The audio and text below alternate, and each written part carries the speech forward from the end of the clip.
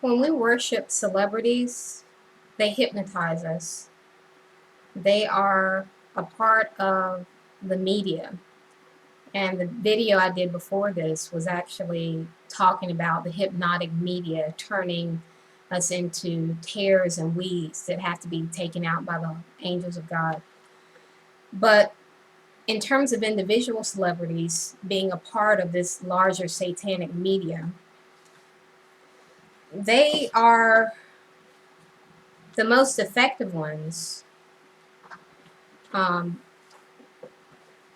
are the ones that are able to, or at least from my perspective, are the ones that are able to hide their hypnosis in their actual talent. I actually had a dream on the 22nd of July of Notorious B.I.G., Biggie Smalls. He is a rapper who had a tremendous talent. Like I was thinking in my mind ever since I had that dream, like a day or two ago. Um, I was thinking of any other lyricist, any other rapper who exceeds his talent, and I couldn't think of one. Like he, to me, was the best at wordplay and at like his flow. I couldn't think of another rapper better than him. So his skill was tremendous to the point where I wouldn't consider myself a fan, but I certainly did enjoy at that point in time when I was in high school, at a very susceptible stage in my life. I did enjoy his music, his flow, his raps. And so I had a dream about him on the 22nd, and I was in a dark room. And in this room, he is sitting in front of me. It's a dark room. I'm sitting on the floor, like Indian style. And he is sitting in front of me on a chair, facing to where I can only see his right profile. So I can only see his profile, his right profile. I'm facing him. And so he's in this chair. He looks down at me, kind of like a snarl, kind of like he's looking down. Actually, he's looking down at me, but he actually mentally looks down at me as well. And he says, "Sharpen it," like in kind of like a demeaning way, or looking down on me type way. And I'm holding two knives in my hand. One serrated. The one in my left hand is a serrated knife, and which is the saw, like the knives that they use for saws with the teeth, the sharp teeth. And then in my right hand, I'm holding a straight edge knife, and I'm holding these two knives. And he looks at me, and he tells me, "Sharpen them, sharpen it."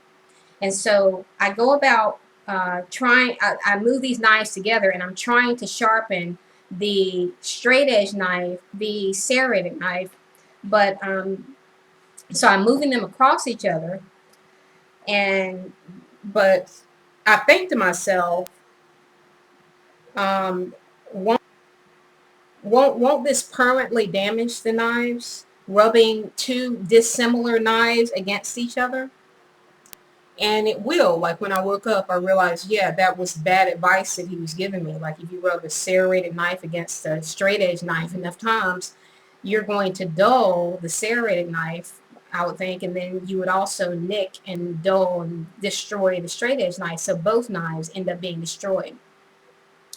And so, I immediately realized that was bad advice he was giving me. But it took a day or two for me to fully understand the dream. Now, ever since I had that dream, his song Hypnotized has been just playing over and over in my mind. Biggie, Biggie, the lyrics, Biggie, Biggie, Biggie, can't you see? Sometimes your words just hypnotize me. I just love your flashy ways. I guess that's why they're broke and you're so paid. And so that's been playing in my mind like over and over again. And so I was like, okay, he's hypnotizing. And then I was also thinking about him being the greatest rap lyricist that I've ever known, and how he used that medium in order to his lyrics. Like if you actually read his lyrics outside of the music that plays behind them, they're actually kind of disgusting. Like I can't even say them, like they're that bad. But I will say that he did say in one of his songs that he was featured in, "Put that on my diamond bezel, you're messing with the devil." Um, and so I came to the full realization that with the dissimilar knives. He is one dissimilar knife, and I'm the other. And of course, in Proverbs chapter 27, verse 17, it says, "Iron sharpeneth iron, so a man sharpeneth the countenance of his friend." Of course, he was not my friend in this dream. He was like looking down at me. I don't know if that's the way he would look at a fan, someone beneath them. I don't know, but he seemed to look down on me, so he clearly wasn't a friend. And clearly, the sharpening he was telling me to do would actually destroy both knives. So I was thinking about how celebrities die, and especially when they die at a young age, because they've been propped up, and because they had a skill, a tremendous skill in something. People really mourn them, but they don't mourn the many spiritual deaths that these celebrities have caused, because they've been able to reach so many people with their godless lyrics and hypnotize them through their talent, through whatever medium the devil is using to get his message across. And in Biggie, it was his lyricism, his play on words.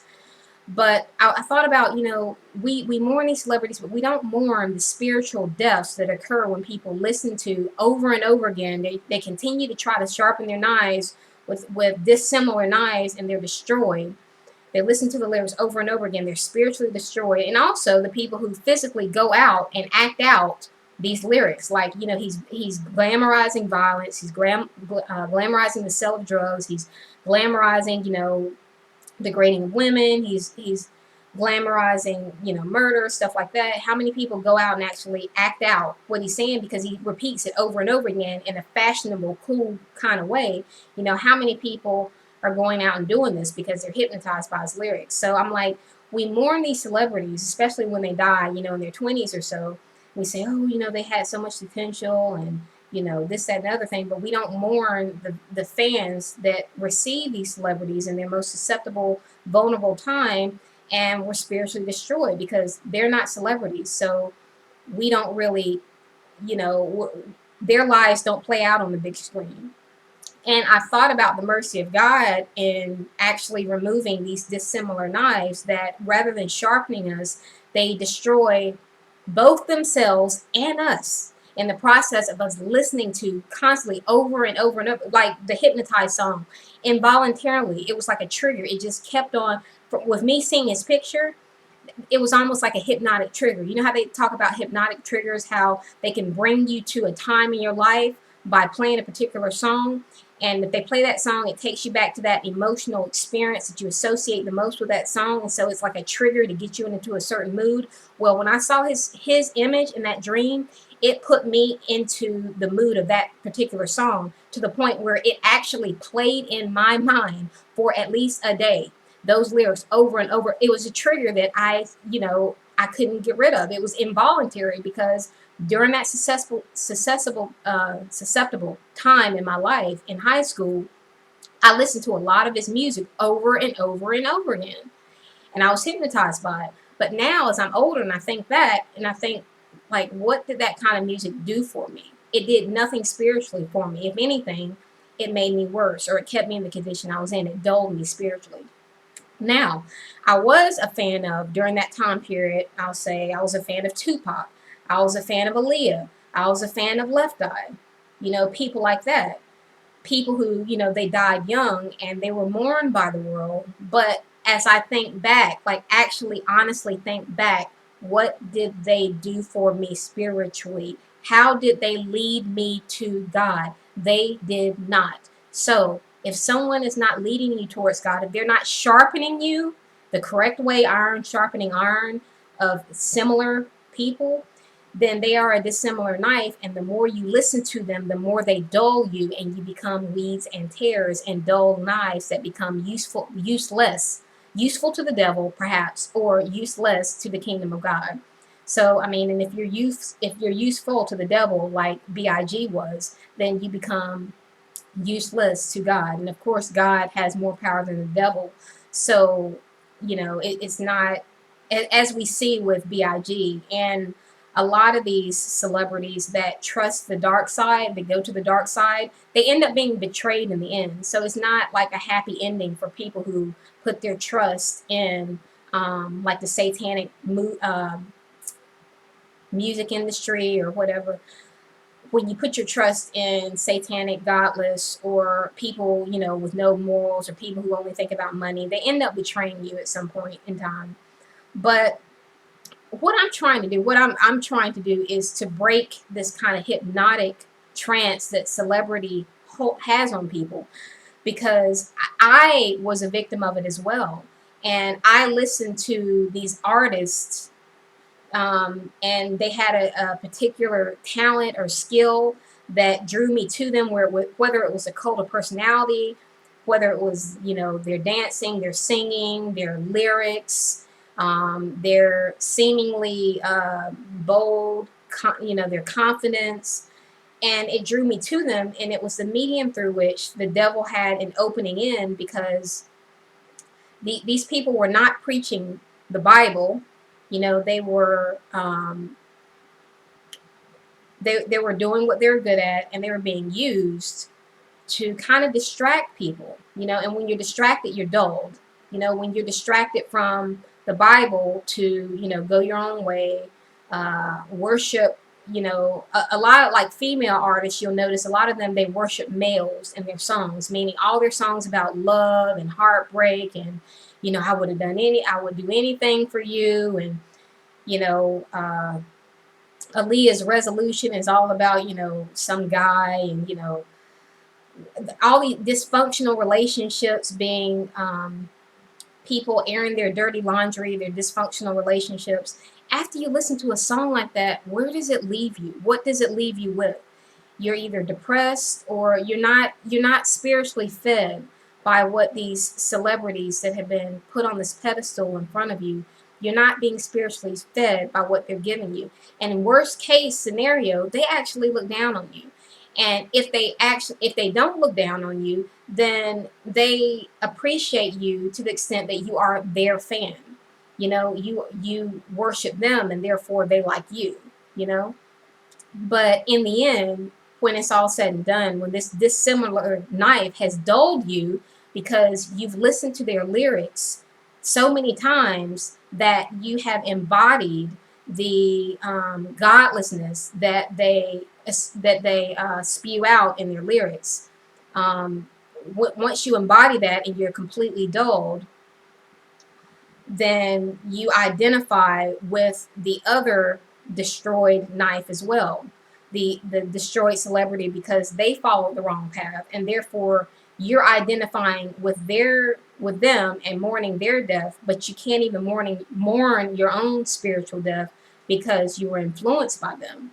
And that's sad, and the world can't either, because we're so hypnotized to, the media and Satan. I mean, when you think about it, it's very effective and efficient to prop up one person for a lot of people to worship. Therefore, you can kill more than one bird with one stone. When you prop up one person, that will lead millions in the wrong direction. Think about it. Think about how effective and efficient that is, to prop up one person to lead millions astray. And then when that one person who is dulling the knives, not sharpening, but dulling the knives with their godless lyrics, and making you dull and useless and weeds in the kingdom of God, when they are taken out of the way, rather than us saying, okay, now we can be sharpened by, iron, now we can be sharpened by, Christ or Christ followers, we're mourning those that were destroying us in a subtle way, because, in a hypnotic, subtle way. And it's like we were entertained all the way through, we're being entertained as we're being destroyed. But their death, once you've been destroyed by them, their death will be mourned, but yours will not. No one will think about the spiritual deaths that were accomplished through that celebrity, even in the short amount of time that they lived. So I say that in order to try to break the hypnotic trance that a lot of us have been put under, because in our most susceptible time in life, we were introduced to this entertainment it was great entertainment. I mean, Biggie was a great lyricist. You know, Aaliyah was a great dancer and a great entertainer. Left Eye had the cult of personality. You know, we have all these flashing pictures in front of us at a susceptible time, all this entertainment, and we confuse entertainment with actual usefulness. We confuse entertainment with actual spiritual food. And when we step away from that entertainment and really think about it, we realize that they left us with nothing. They left us with nothing. And in order to be filled with that which is life giving, we need to turn our attention back to God.